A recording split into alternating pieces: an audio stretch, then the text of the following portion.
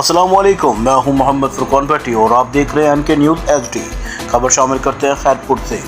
Police का फ़र्ज है कि हर वक्त तैयार रहना कि अवाम के जान माल को तहफ़्फ़ुज़ फराहम करना, मगर हासिलपुर के थाना कायमपुर में तैनात ASI बगैर वर्दी के कपड़े उतार कर ड्यूटी देने लगा।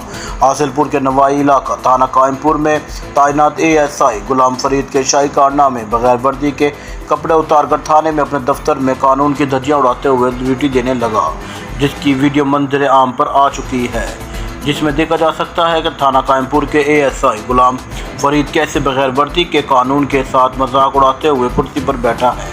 महकमा पुलिस के लिए इस नाअहली पर एक सवाल निशान है। शहरियों का कहना है कि एक पुलिस अफसर ने मुअज़्ज़िज़ अफसर बनने की बजाय गुंडे का रूप धारा हुआ है। अगर पुलिस ऐसे ही कपड़े उतार कर ड्यूटी देगी तो साइलिन को बर वक्त कौन इंसाफ फराहम करेगा।